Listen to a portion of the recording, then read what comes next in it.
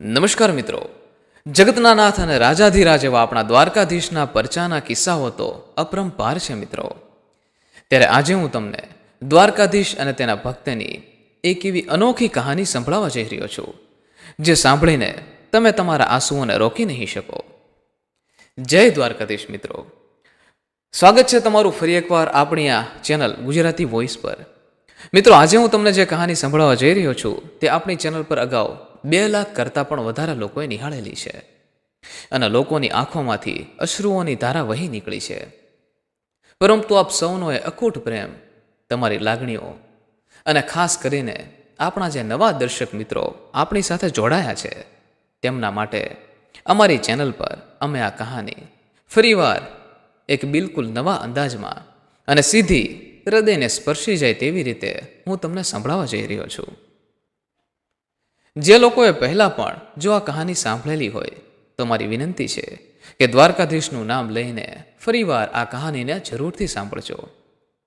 હું ખાતરી આપું છું કે આ કહાની પૂરી થતાં તમારી આંખો ભીની થયા વિના નહીં રહે અને તમારા રોમ રોમમાં દ્વારકાધીશનો જય જયકાર પણ ગુંજી ઉઠશે.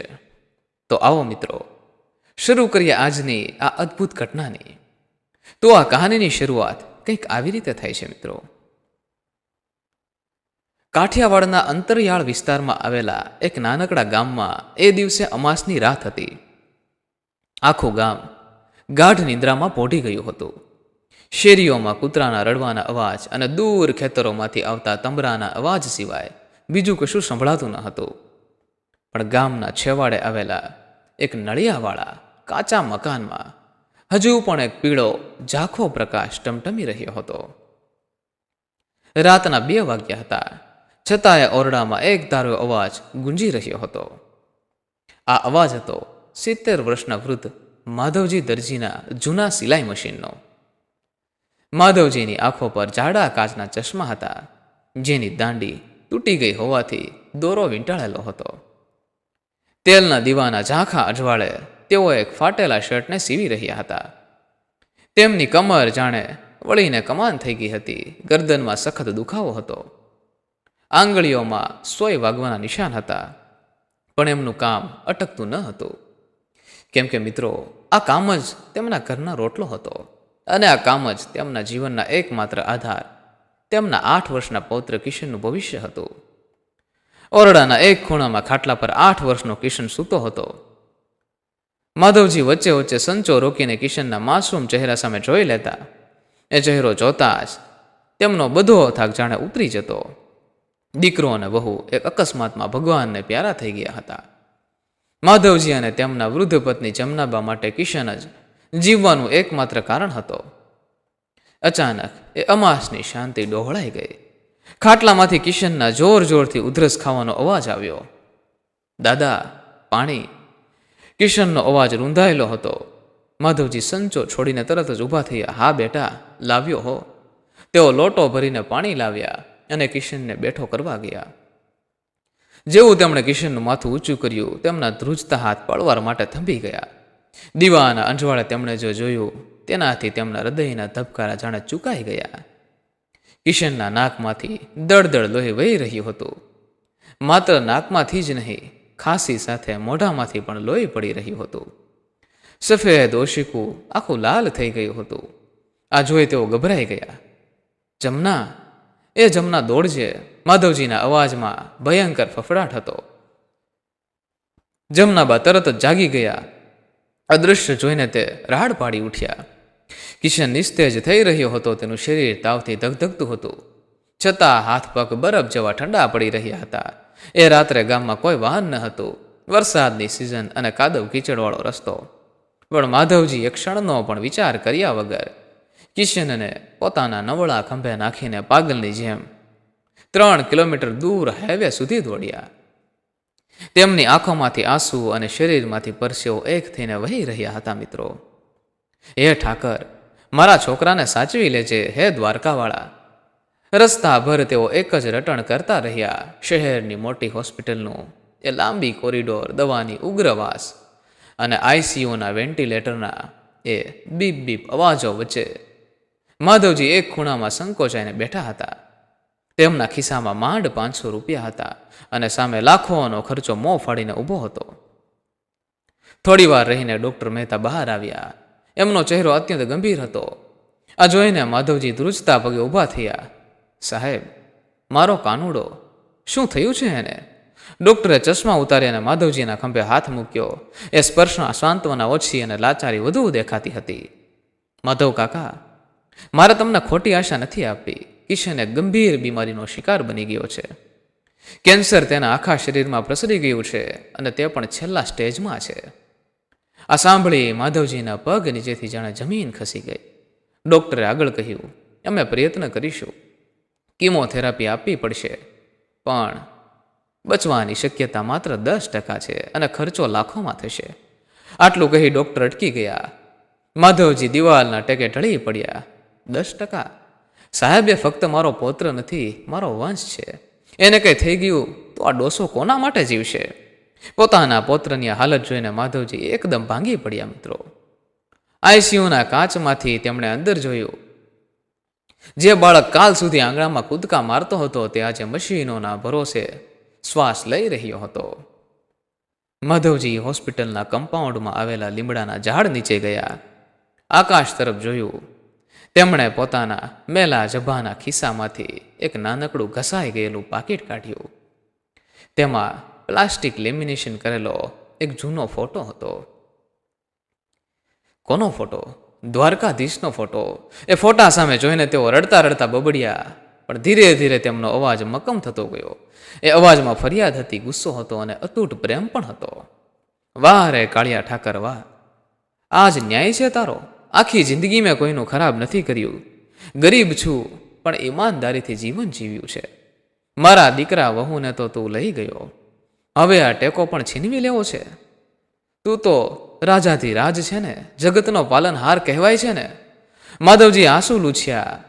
ભીની માટીમાં મુઠ્ઠી વાળી અને ફોટા સામે જોઈને એક અડગ સંકલ્પ કર્યો. મિત્રો, એ સંકલ્પ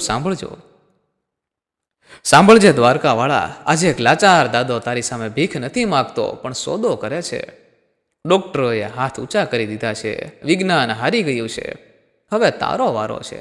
જો ખરેખર તારા પ્રત્યે મારી ભક્તિ સાચી હોય ને, તો મારા કાનુડાને ગમે તેમ કરીને સાજો કરી દેજે મારા નાથ. જે દિવસે ડૉક્ટર કહેશે કે મારો કિશન કેન્સર મુક્ત થયો છે, તે દિવસથી હું સંકલ્પ લઉં છું, હું મારા વૃદ્ધ અને ધ્રુજતા હાથે તારા માટે દુનિયાની સૌથી સુંદર 52 ગજની રેશમી ધજા સીવીશ. એક એક ટાંકો મારા પરસેવાનો હશે અને માત્ર સીવીશ નહીં, મારું ગામ અહીંથી 300 કિલોમીટર દૂર છે. તેથી પગપાળા ઉઘાડા પગે ચાલીને તારા દરબારમાં આવીશ અને તારા શિખર પર એ ધજા ચડાવીશ. માધવજી ઊભા થયા. હવે તેમના ચહેરા પર લાચારી ન હતી, પણ એક યોદ્ધાનો વિશ્વાસ હતો. મિત્રો, દિવસો પસાર થવા લાગ્યા. હોસ્પિટલમાં કિશનનું નાજુક શરીર કિમોથેરાપીના આકરા ડોઝથી શેકાતું હતું. જે બાળકના માથા પર કાળા ભમર વાળ હતા તે હવે સપાટ મેદાન જેવું થઈ ગયું હતું. ઘણીવાર રાત્રે કિશન પીડાથી ચીસો પાડતો. ત્યારે માધવજી વોર્ડની બહાર લોબીમાં જઈને દિવાલ પર માથું પછાડતા. એક દિવસ રાતના સમયે અચાનક આઈસીયુમાં દોડધામ મચી ગઈ. કિશનનું શરીર ભૂરું પડવા લાગ્યું. મોનિટર પરની લાઈન સીધી થવા જઈ રહી હતી. ડૉક્ટરોએ માધવજીને બહાર કાઢ્યા. પમ્પિંગ શરૂ કરવામાં આવ્યું. બહાર ઊભેલા માધવજી આંખો બંધ કરી અને મનોમન પડકાર ફેંક્યો. હે રણછોડ, જો આજે મારો કાનુડો ગયો ને તો યાદ રાખજે, આ માધવ કોઈ દિવસ તારા મંદિરનું પગથિયું નહીં ચડે. તું મારો જીવ લઈ લે પણ મારા દીકરાને પાછો આપ. અને મિત્રો, એ પડકાર સીધો ગોમતીના કિનારે પહોંચ્યો હોય તેમ આઈસીયુમાં મોનિટર પર અચાનક ગ્રાફ ઉપર ચડ્યો. હૃદયના ધબકારા પાછા ફર્યા. ડૉક્ટર મહેતા ચમકી ગયા. મેડિકલ સાયન્સના પુસ્તકોમાં આનો કોઈ ખુલાસો ન હતો. 6 મહિના પૂરા થયા ત્યારે ડૉક્ટર મહેતાએ માધવજીને પોતાની ચેમ્બરમાં બોલાવ્યા. એક ભણેલા ગણેલા વિજ્ઞાનમાં માનનારા ડૉક્ટરની આંખમાં આજે જળજળિયા હતા. મિત્રો, માધવ કાકા, મેં મારા 30 વર્ષના કેરિયરમાં હજારો કેસ જોયા છે. મને મારી દવાઓ પર ભરોસો હતો, પણ આજે હું હારી ગયો છું અને તમારી શ્રદ્ધા જીતી ગઈ છે. જુઓ આ રિપોર્ટ. કિશનના શરીરમાં હવે કેન્સરનું નામો નિશાન નથી. કોઈ અદૃશ્ય શક્તિએ તેને યમરાજના દરવાજેથી પાછો ખેંચી લીધો છે. જાઓ, તમારો કાનુડો હવે એકદમ સાજો છે. માધવજીએ ધ્રુજતા હાથે રિપોર્ટ લીધો.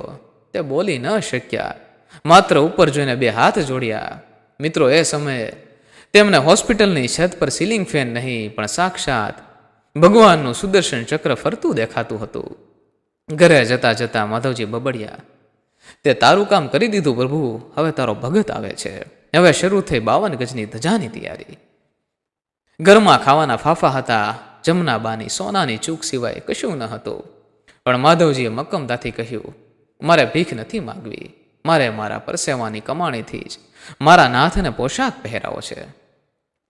2 વર્ષ સુધી 70 વર્ષની ઉંમરે તેમણે કાળી મજૂરી કરી.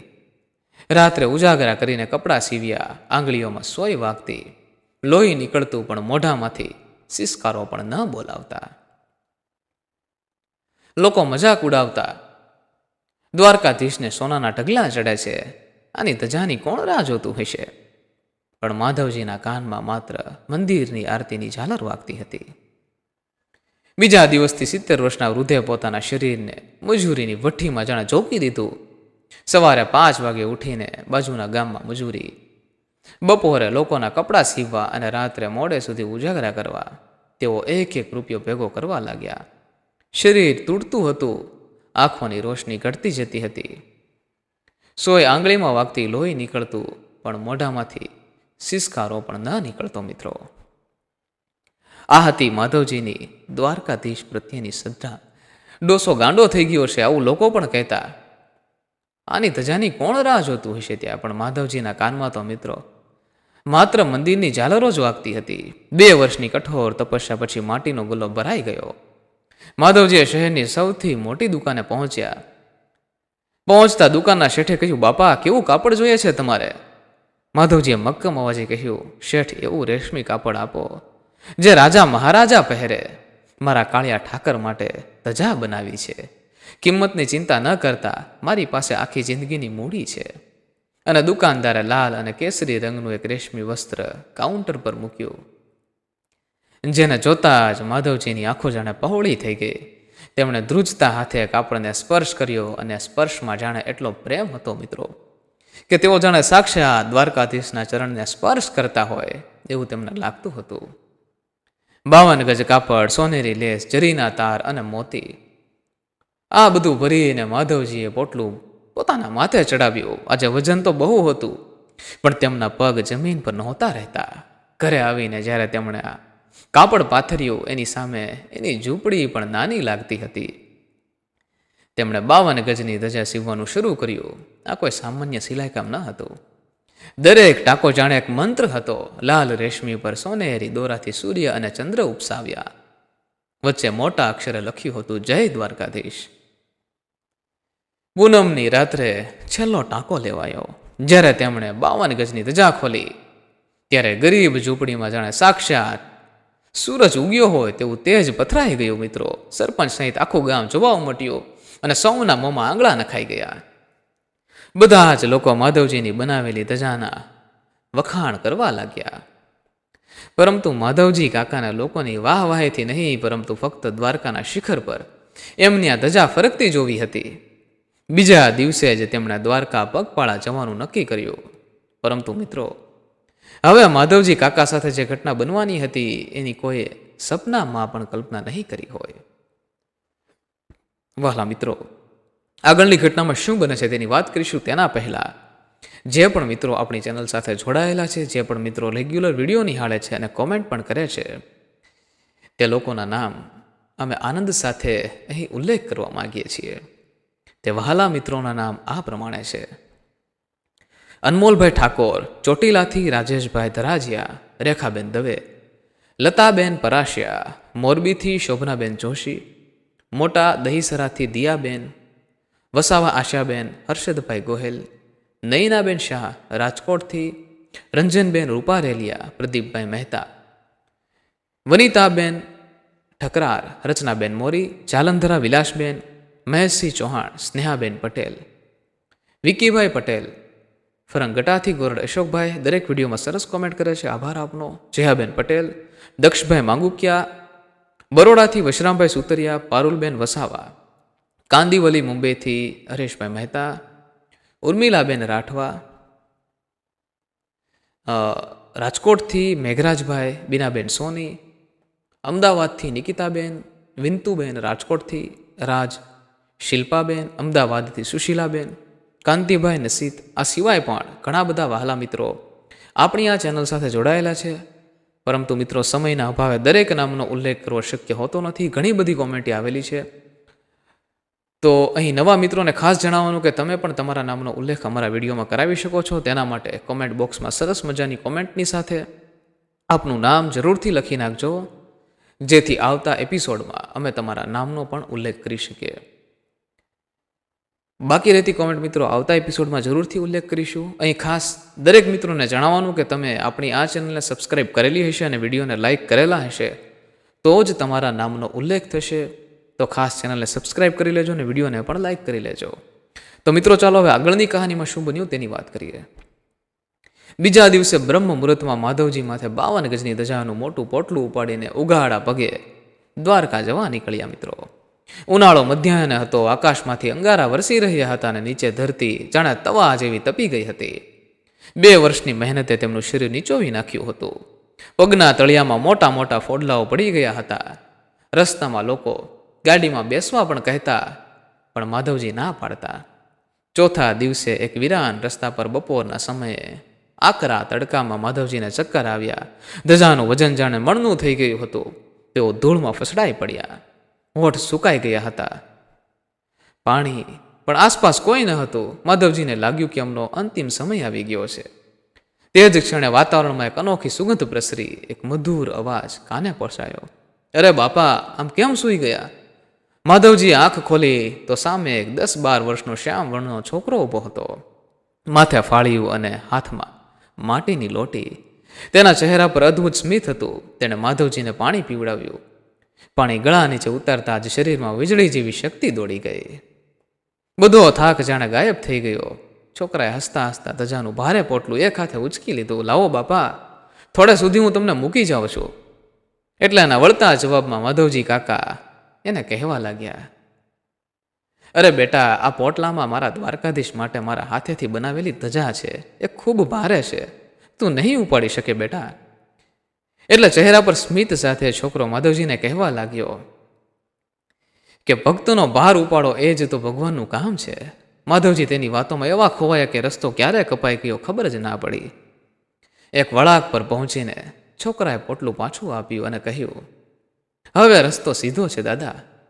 માધવજીએ ખિસ્સામાંથી ગોળનો ગાંગડો કાઢીને આભાર માનવા નીચું જોયું અને જ્યારે માથું ઊંચું કર્યું ત્યારે ત્યાં કોઈ ન હતું. ખુલ્લું મેદાન, ક્યાંય કોઈ ઝાડ પણ નહીં. જમીન પર માત્ર માધવજીના પગના નિશાન હતા. પેલા છોકરાના કોઈ નિશાન ન હતા. માધવજી રસ્તા વચ્ચે ઘૂંટણીએ પડીને ધ્રુસકે ને ધ્રુસકે રડી પડ્યા. તેમને સમજાઈ ગયું હતું કે તેમનો સારથી તેમની સાથે જ હતો. મિત્રો, દ્વારકા હવે માત્ર થોડું જ દૂર હતું. સાંજ પડવા આવી હતી. અચાનક આકાશમાં કાળા ડિબાંગ વાદળો ઉમટી આવ્યા. ભયંકર તોફાન અને મુશળધાર વરસાદ તૂટી પડ્યો. પવનના સુસવાટા રાક્ષસની જેમ જાણે ચીસો પાડતા હતા. માધવજી કાદવમાં પડ્યા, પણ પોટલું જમીનને અડવા ના દીધું. પોતાનો અંગરખો કાઢીને પોટલા પર વીંટાળી દીધો. સામે ખંડેર જેવું બસ સ્ટેન્ડ દેખાયું. તે આશરો લેવા ગયા અને ત્યાં જ વીજળીના ચમકારે તેમણે જે દ્રશ્ય જોયું તેનાથી તેમનું હૃદય જાણે થંભી ગયું. એક ખૂણામાં કાદવમાં એક ગરીબ મજૂર સ્ત્રી અને તેના 2 નાના બાળકો લપાઈને બેઠા હતા. વરસાદ અને કાટેલ ઠંડીથી બાળકોના શરીર ભૂરા પડી ગયા હતા. તેઓ આંચકા ખાઈ રહ્યા હતા. તે સ્ત્રીની આંખોમાં લાચારી હતી. બાપા, મારા છોકરા મરી જશે, કંઈક ઓઢવાનું હોય તો આપો ને. માધવજી સ્તબ્ધ થઈ ગયા. તેમની પાસે પહેરવા પૂરતા પણ કપડાં ન હતા. માત્ર પેલું પોટલું હતું. પોટલામાં 2 વર્ષની તપસ્યા હતી. ઉજાગરા હતા. જમનાબાની ગીરવે મૂકેલી ચૂક હતી. ભગવાનને આપેલું એક વચન હતું, જો આ ધજા ખોલી નાખે તો મનુષ્ય ઓઢેલું વસ્ત્ર ભગવાનને કેવી રીતે ચડાવાય. માધવજીના મગજમાં વિચારોનું તોફાન શરૂ થઈ ગયું મિત્રો. તેઓ પાછા ફરવા ગયા, પણ ત્યાં જ પેલા બાળકનો દર્દભર્યો અવાજ ગૂંજ્યો, માં, ઠંડી લાગે છે. માધવજીના કાનમાં એ અવાજ હથોડાની જેમ વાગ્યો. તેમને બાળકમાં પોતાનો પીડાતો કિશન દેખાયો. માધવજીએ આંખો બંધ કરી અને મિત્રો, જાણે તેમને અંદરથી જવાબ મળી ગયો હોય એમ સરળ કરતા અવાજ સાથે રેશમી ગાંઠ ખુલી ગઈ. માધવજીએ 52 ગજનું પવિત્ર સોનેરી જરીવાળું વસ્ત્ર બહાર કાઢ્યું અને પેલી સ્ત્રી અને બાળકોને ફરતે વીંટાળી દીધું. એ ધજા પર જય દ્વારકાધીશ લખેલું હતું તે નામ પેલા બાળકના હૃદય પાસે આવ્યું. થોડી વારમાં બાળકો શાંત થયા અને માધવજી સામે જોઈને સ્મિત કર્યું. માધવજીને લાગ્યું કે જગત મંદિરના શિખર પર ફરકતી ધજા કરતા આ બાળકના ચહેરા પરનું સ્મિત વધુ પવિત્ર હતું. પણ સાથે જ તેમને એ પણ દુઃખ હતું મિત્રો કે તેમનો સંકલ્પ તૂટી ગયો. હવે તેઓ પોતાના નાથ પાસે ખાલી હાથે કેવી રીતે જશે? પસ્તાવો પણ હતો. બીજા દિવસે સવારે માધવજી દ્વારકાના ગોમતી ઘાટે પહોંચ્યા. મંદિરમાં અગાઉથી સમાચાર મળી ગયા હતા કે કોઈ વૃદ્ધ ભક્ત અદ્ભુત 52 ગજની ધજા લાવે છે, 300 કિલોમીટર દૂરથી ચાલીને આવે છે. ઢોલ નગારા સાથે રાહ જોવા માંડ્યા. લોકોની ભીડ હતી. માધવજી ભીડ ચીરતા ખાલી હાથે આગળ આવ્યા. કપડાં મેલા હતા, ચહેરો ઉતરેલો હતો. એક શ્રીમંત શેઠે કટાક્ષમાં પૂછ્યું, કેમ બાપા, ધજા ક્યાં છે? અમે તો સાંભળ્યું હતું કે તમે મોંઘા રેશમની ધજા લાવો છો, તો આમ ખાલી હાથે કેમ? લોકો ગણગણવા લાગ્યા. નક્કી રસ્તામાં વેચી ખાધી હશે. આ કળિયુગ છે, ભક્તિના નામે નાટક ચાલે છે. એક એક શબ્દ માધવજીના કાળજાને જાણે ચીરતો હતો મિત્રો. તેઓ ઘૂંટણીએ પડીને રડવા લાગ્યા. મહારાજ, હું હારી ગયો. હું મારું વચન પૂરું ન કરી શક્યો. તેઓ સાચું કહેવા માંગતા હતા, પણ તેમને ખબર હતી કે કોઈ માનશે નહીં કે એક ભિખારી માટે 52 ગજની રેશમી ધજા કોઈ ઓઢાડી દે ખરી? લોકો તેમને ધૂતકારી રહ્યા હતા. ત્યાં જ આરતીનો સમય થયો. મુખ્ય પૂજારીએ મંદિરના ચાંદીના દરવાજા ખોલ્યા. મખમલી પડદો હટાવવામાં આવ્યો. બોલો દ્વારકાધીશ કી જય. પણ મિત્રો, જેવો પડદો હટ્યો, આખા મંદિરમાં સ્મશાન જેવી શાંતિ છવાઈ ગઈ. કોઈની પાપણ પણ નહોતી ઝપકતી. આજે દ્વારકાધીશના શ્યામવાણી મૂર્તિ પર કોઈ પિતાંબર કે ગરણા ન હતા. આજે સાક્ષાત રાજાથી રાજની મૂર્તિ પર એક લાલ અને કેસરી રંગનું વિશાળ રેશમી વસ્ત્ર લપેટાયેલું હતું અને તેમાં સોનેરી તારથી સૂર્ય, ચંદ્ર અને જય દ્વારકાધીશ લખેલું હતું. આ આબેહૂબ એ જ ધજા હતી જે માધવજીએ પોતાના હાથે સીવી હતી. પેલા શેઠના હાથમાંથી આરતીની થાળી છૂટી ગઈ. પૂજારીની આંખોમાંથી ચોધાર આંસુ વહેવા લાગ્યા. આ કોઈ માણસનું કામ ન હતું. માધવજીએ ધૂંધળી આંખે જોયું. તેમણે રાત દિવસ જાગીને આંગળીઓમાં સોયના ઘા સહન કરીને જે ભરત કામ કર્યું હતું તે આજે ત્રિલોકના નાથના શરીર પર શોભતું હતું. તેમના મોઢામાંથી ચીસ નીકળી ગઈ, મારા વાલા, તે મારી લાજ રાખી લીધી, તે મારી મહેનત સ્વીકારી લીધી. તે ઉભેલા પેલા વૃદ્ધ સંતે ભીડને ઉદ્દેશીને કહ્યું, તમે જોઈ શું રહ્યા છો?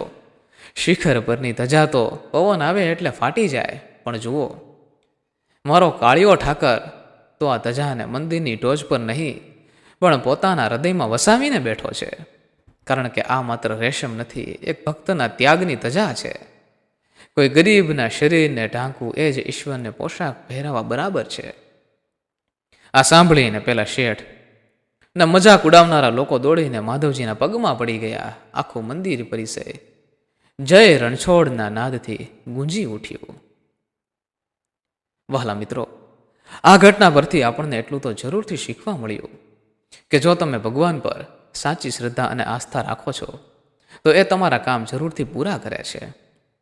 આ કહાનીમાં માધવજી કાકાનું પાત્ર આપણને પ્રેરણા આપે છે કે જિંદગીમાં ગમે તેવી અઘરી પરિસ્થિતિ કેમ ન હોય, પણ હંમેશા ભગવાન પર વિશ્વાસ રાખજો. જો તમારી શ્રદ્ધા સાચી હશે તો એ તમારી મદદ જરૂરથી કરશે.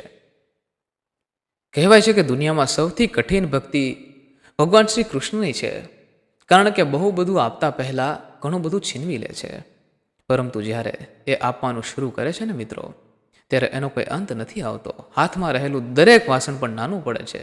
અને જો તમે સાચા મનથી એની ભક્તિ કરો છો તો એ તમને ક્યારેય મૂંઝાવા નહીં દે. આજકાલ લોકો ભગવાનને મોંઘા વસ્ત્રો અને મોંઘા આભૂષણો ચડાવીને એવું માને છે કે ભગવાન એનાથી ખુશ થઈ જશે, પરંતુ હકીકતમાં કોઈ ગરીબની મદદ કરવી, કોઈ નિસહાયને સહારો આપો. એમાં જ ભગવાન રાજી થાય છે, કારણ કે ભગવાન તમારી ભેટથી નહીં પણ તમારી ભક્તિથી પ્રસન્ન થાય છે. તેથી બની શકે તો હંમેશા સારા કર્મો કરજો, જેથી તમારા ખરાબ સમયમાં પણ ભગવાન તમારી સાથે ઊભા રહે. આ કહાની દ્વારા અમે આપ સૌ પાસે એક હકારાત્મક સંદેશ પહોંચાડવા માંગીએ છીએ કે હંમેશા જિંદગીમાં હરેક પરિસ્થિતિ માટે તૈયાર રહેજો મિત્રો, અને ઉપરવાળા ઉપર વિશ્વાસ રાખજો. એ ક્યારેય પણ તમને હારવા નહીં દે. આ કહાનીને તમારા પરિવાર અને તમારા સગાવાલાને જરૂરથી શેર કરજો, અને આ કહાનીના અંતમાં કમેન્ટ બોક્સમાં જય દ્વારકાધીશ લખવાનું પણ ભૂલશો નહીં, જેથી દ્વારકાધીશની કૃપા આપ સૌના પરિવાર પર હંમેશા માટે બની રહે. મિત્રો, અહીં ખાસ નોંધ લેશો કે આ માત્ર એક કાલ્પનિક કથા છે, છતાં તે આપણને શીખવે છે કે જો હૃદયમાં સાચી શ્રદ્ધા હોય તો મારો દ્વારકાવાળો ક્યારેય પોતાના ભક્તોનો સાથ છોડતો નથી, અને તેને ક્યારેય પોતાના ભક્તને હેરાન પણ થવા દેતો નથી. મિત્રો, જો આપની પાસે પણ કોઈ સારી કહાની હોય, કોઈ પારિવારિક કહાની હોય કે એવી કોઈ કહાની હોય જેનાથી તમે લોકો સુધી એક સરસ મજાનો સંદેશ પહોંચાડવા માગો તો, અથવા તો તમારી સાથે બનેલી કોઈ ઘટના હોય મિત્રો જે તમે લોકો સુધી પહોંચાડવા માગતા હોય, માનવતાનું કોઈ શ્રેષ્ઠ ઉદાહરણ હોય, તો તમે અમને ઈમેલ મારફતે તમારી કહાની મોકલી શકો છો. જો અમને તમારી કહાની યોગ્ય લાગશે તો અમે ચોક્કસથી અમારી આ ચેનલ પર તેને પ્રસ્તુત કરીશું. તમે અમને સ્ક્રીન પર આપેલી વિગત ઉપર તમારી કહાનીને મોકલી શકો છો. ઈમેલ એડ્રેસ સ્ક્રીન પર દેખાઈ રહ્યું છે, અને ઇન્સ્ટાગ્રામ આઈડી પણ સ્ક્રીન પર છે. તેમાં પણ તમે જઈને અમારી ઇન્સ્ટાગ્રામ આઈડીને ફોલો કરી શકો છો. આપના કોઈ પ્રશ્ન હોય તો અમને પૂછી શકો છો, વાત પણ કરી શકો છો, અથવા તો તમે ચેનલના ડિસ્ક્રિપ્શનમાં જઈને પણ ઇન્સ્ટાગ્રામ આઈડી જોઈ શકો છો. વહાલા મિત્રો, જો આ કહાની તમને પસંદ આવી હોય તો એકવાર વિડીયોને લાઇક કરી કોમેન્ટ બોક્સમાં તમે કયા ગામથી આપણો આ વિડીયો નિહાળી રહ્યા છો જે જરૂરથી લખી નાખજો. અને ખાસ મિત્રો, કોમેન્ટ બોક્સમાં જય દ્વારકાધીશ પણ લખવાનું ભૂલશો નહીં. અને મિત્રો, વિડીયોને લાઇક કરી એક હાઇપનું ઓપ્શન આવશે, તેમાં પણ હાઇપનું બટન જરૂરથી દબાવજો. આવી જ હૃદયસ્પર્શી કહાની સાંભળવા માટે આપણી આ ચેનલને પણ સબસ્ક્રાઇબ કરવાનું ભૂલશો નહીં. મિત્રો, ફરી મળીશું મિત્રો કોઈ નવી કહાની સાથે. ખૂબ ખૂબ ધન્યવાદ. જય મા ગાત્રાળ, જય શ્રી કૃષ્ણ, જય દ્વારકાધીશ.